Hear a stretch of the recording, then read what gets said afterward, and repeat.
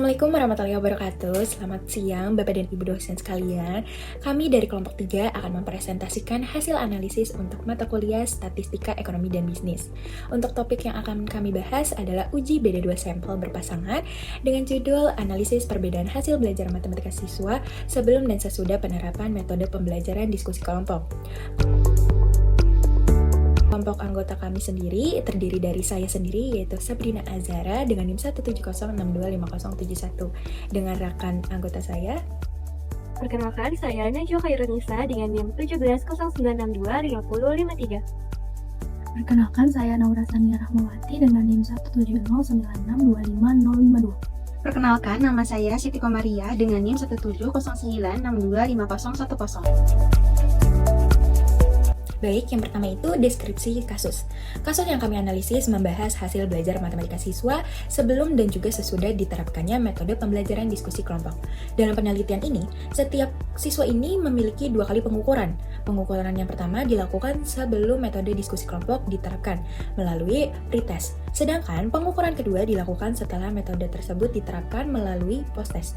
Tujuan dari analisis penelitian ini adalah untuk mengetahui apakah metode pembelajaran diskusi kelompok memberikan perubahan terhadap hasil belajar matematika pada siswa. Rumusan masalah yang ingin kami jawab adalah apakah terdapat perbedaan hasil belajar matematika siswa sebelum dan sesudah penerapan metode pembelajaran diskusi kelompok. Pertanyaan inilah yang menjadi dasar dalam menentukan metode analisis statis yang akan kami gunakan. Selanjutnya itu yang ketiga, identifikasi variabel. Dalam penelitian ini terdapat 2 variabel yang akan kami analisis, yaitu nilai pretest dan juga nilai post-test. Nilai pretest ini merupakan nilai yang diperoleh siswa sebelum diterapkannya metode pembelajaran diskusi kelompok. Sedangkan nilai post-test merupakan nilai yang diperoleh setelah metode tersebut diterapkan. Kedua data ini disebut sebagai data berpasangan, karena nilai pretest dan juga post-test berasal dari siswa yang sama. Oleh karena itu, setiap nilai sebelum perlakuan memiliki pasangan nilai setelah perlakuan. Data tersebut terdiri dari 22 siswa yang di dalamnya terdapat kolom yang berisikan nilai pretest dan juga post-test untuk masing-masing siswanya. Karena setiap siswa itu harus memiliki 2 nilai yang saling berpasangan. Dengan begitu, data ini sesuai untuk dianalisis menggunakan uji beda 2 sampel berpasangan. Selanjutnya, hipotesis penelitian. Sebelum melakukan analisis statistik, kita menentukan dulu hipotesis penelitiannya. Hipotesis 0 atau HO menyatakan bahwa tidak terdapat perbedaan hasil belajar matematika siswa sebelum dan sesudah metode penerapan pembelajaran diskusi kelompok. Sementara itu, hipotesis alternatif atau HA menyatakan bahwa terdapat perbedaan hasil belajar matematika siswa sebelum dan juga sesudah diterapkannya metode pembelajaran diskusi kelompok. Hasil pengujian ini nantinya akan menentukan apakah HO itu ditolak atau gagal ditolak. Dalam penelitian yang kami gunakan ini, kami menggunakan 2 teknik analisis statistik. Teknik yang pertama adalah pre-sample t-test, yaitu uji parametrik yang digunakan untuk membandingkan 2 rata-rata dari data yang berasal dari subjek yang sama. Uji ini dipilih karena memiliki nilai pre-test dan juga post-test berasal dari siswa yang sama, sehingga termasuk data berpasangan. Selain itu, kami juga menggunakan Wilcoxon Sign Rank Test sebagai uji non-parametrik. Uji ini digunakan apabila data tersebut tidak memenuhi asumsi normalitas serta sesuai dengan ketentuan yang diminta dalam studi kasus yang kami buat. Dengan menggunakan kedua uji tersebut, hasil analisis ini dapat dibandingkan dan memberikan kesimpulan yang lebih akurat. Kita mulai untuk uji data beda sampel berpasangan untuk hasil belajar matematika siswa. Yang pertama, kita copy dulu data yang udah dimasukkan ke dalam Excel-nya. Copy seperti ini. Lalu kita copy. Setelah di copy, kita buka SPSS-nya. Nah, di sini kita paste. Nah, paste-nya harus di yang data view. Ini kita paste. Nah, setelah di paste, kita ke variable view. Di variable view ini, name-nya kita ganti dengan pretest untuk nomor 1. Lalu untuk yang kedua, kita ganti jadi post-test. Selanjutnya, di label ini kan kosong. Kita namain lagi seperti tadi, itu dengan pretest. Di sini kita pakai spasi ya. Yang kedua kita ganti jadi post-test. Selanjutnya di measure ini kita masih unknown, kita pilih scale. Untuk yang post-test juga sama, scale. Setelah ini selanjutnya kita harus uji normalitas datanya dulu sebelum kita mulai ke per sample testnya. Untuk uji normalitas data, pertama kita pencet analyze terlebih dahulu. Lalu kita ke descriptive statistik yang ini.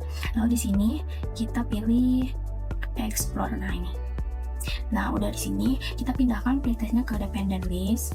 Lalu untuk postestnya juga sama ke dependent list. Setelah itu kita pilih yang plot sini. Nah, di plot sini kan ada normality plots with test. Di sini kita centang, lalu continue. Nah, setelah itu kita oke. Terus kita tunggu sampai ada hasilnya. Nah, ini udah ada hasilnya. Nah, ini dia untuk uji normalitas data hasilnya. Di sini ada hasil untuk Kolmogorov, Smirnov, dan juga Sapiro-Wheel.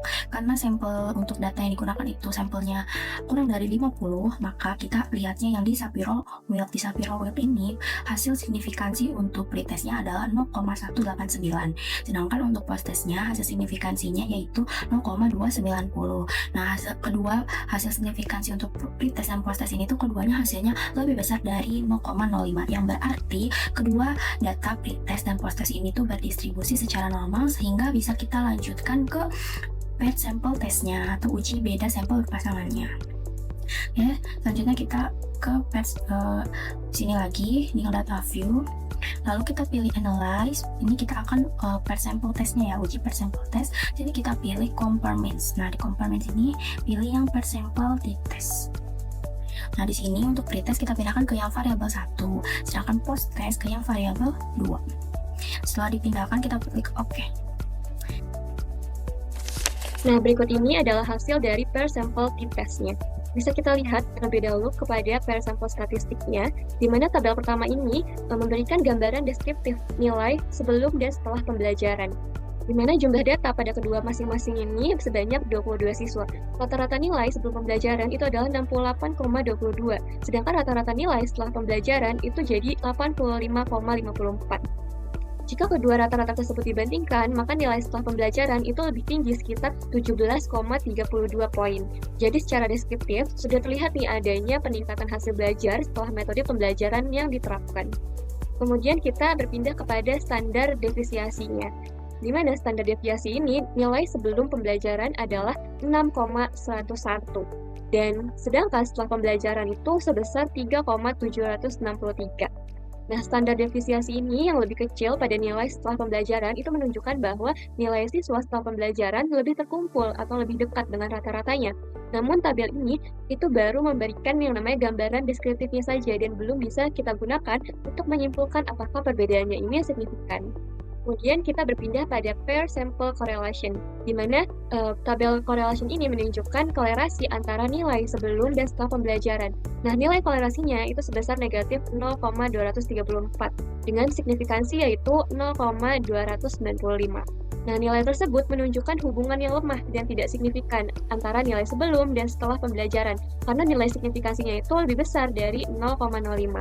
Nah, namun hasil kolerasi ini bukan dasar untuk menentukan apakah terdapat perbedaan nilai, karena kolerasi itu hanya menjelaskan hubungan atau pola antara dua pengukuran. Sedangkan untuk mengetahui perbedaannya atau dasar pengambilan keputusan itu terdapat pada tabel paired sample test. Nah, ini adalah tabel utamanya dari pair sample test-nya. Kita beralih kepada mean difference-nya terlebih dahulu, di mana pada tabel pair sample test ini rata-rata selisih atau mean difference itu diperoleh sebesar negatif 17,31.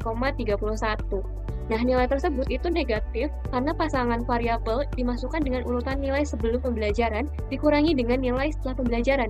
Karena rata-rata nilai setelah pembelajaran itu kan lebih tinggi, hasil pengurangannya itu menjadi negatif.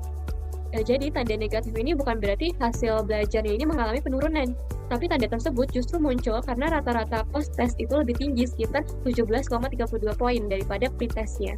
Selanjutnya kita beralih ke standar defisiasi dan juga standar errornya, di mana standar defisiasi selisih itu sebesar 7,882.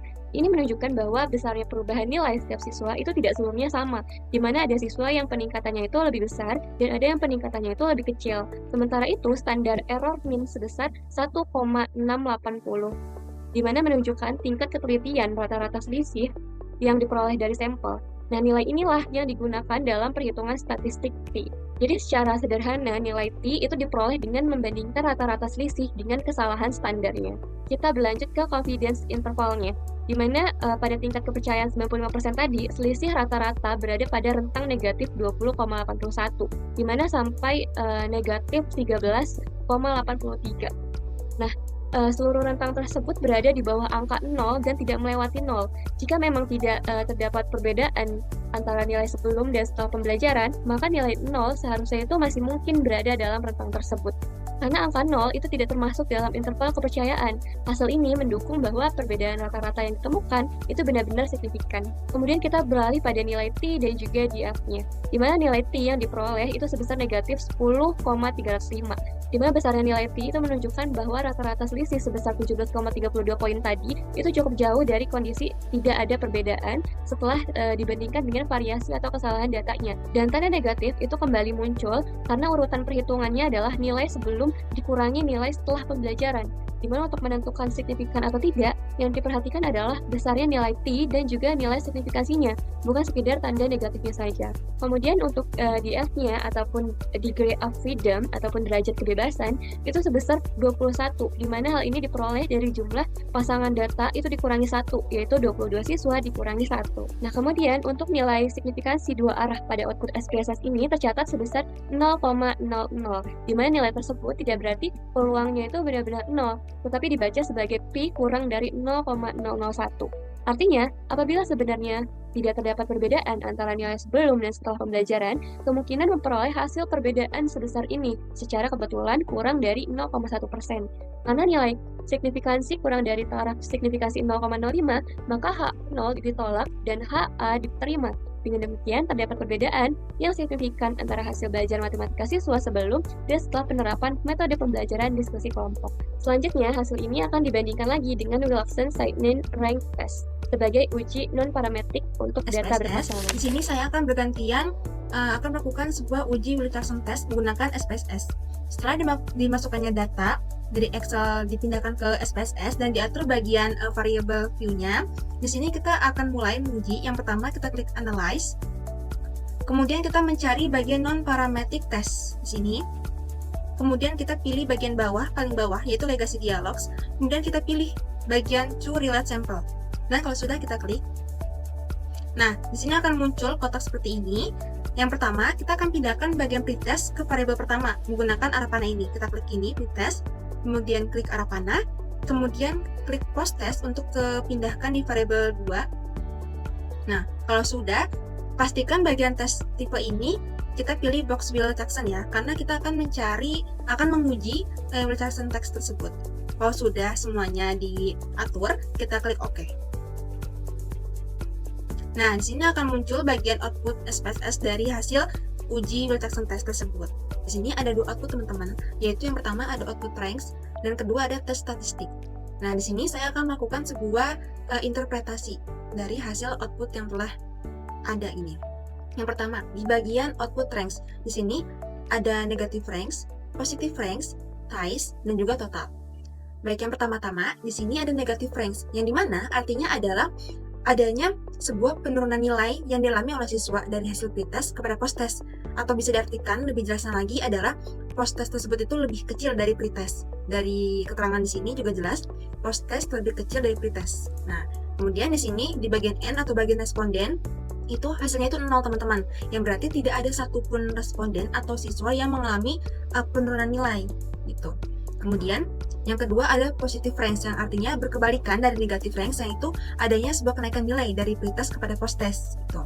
Seperti di sini keterangannya post-test lebih besar dari pretest. Nah, kemudian di bagian sini, bagian respondennya itu 22, yang artinya secara keseluruhan seluruh siswa itu mengalami sebuah kenaikan nilai dari pretest kepada post-test gitu.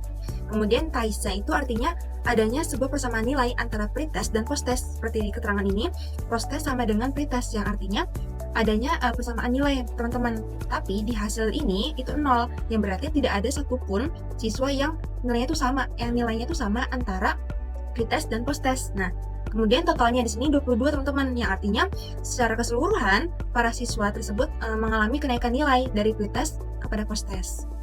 Kemudian yang kedua, tes statistik teman-teman. Kita bisa lihat di bagian bawah sini, bagian significant to highlight ya, bagian sini. Itu hasilnya itu 0,000, yang artinya 0,00 ini lebih kecil dari 0,05. Nah, yang berarti hal tersebut itu HA itu diterima teman-teman. Artinya adanya sebuah perbedaan rata-rata antara hasil pretest dan juga post-test, atau bisa diartikan lagi itu adanya sebuah pengaruh penggunaan metode diskusi kelompok pada proses pembelajaran matematika pada siswa SMP kelas 8A teman-teman, seperti itu. Nah, selanjutnya kami membandingkan hasil pair sample t-test dengan Wilcoxon Sign Rank Test, di mana pair sample t-test itu membandingkan rata-rata nilai sebelum dan setelah pembelajaran, sedangkan Wilcoxon membandingkan peringkat perubahan nilai pada setiap siswanya. Nah, hasil pair sample t-test itu memperoleh nilai t sebesar negatif 10,305 dengan nilai signifikansi kurang dari 0,001. Nah, rata-rata nilai itu meningkat dari 68,23 sebelum pembelajaran menjadi 85,55 setelah pembelajaran atau meningkat sebesar 17,32 poin. Nah, hasil Wilcoxon juga memperoleh nilai signifikansi kurang dari 0,001 dengan nilai Z sebesar negatif 4,109 pada tabel ranks. Terdapat 22 positive ranks, tanpa negative ranks, dan tanpa TIS. Artinya, seluruh siswa memperoleh nilai setelah pembelajaran yang lebih tinggi daripada nilai sebelum pembelajaran. Nah, tanda negatif pada nilai T dan Z tidak menunjukkan bahwa nilai siswa itu menurun. Tanda tersebut muncul karena arah atau urutan perhitungan yang digunakan oleh SPSS. Nah, arah perubahan yang sebenarnya itu bisa dilihat dari rata-rata nilai dan tabel ranks.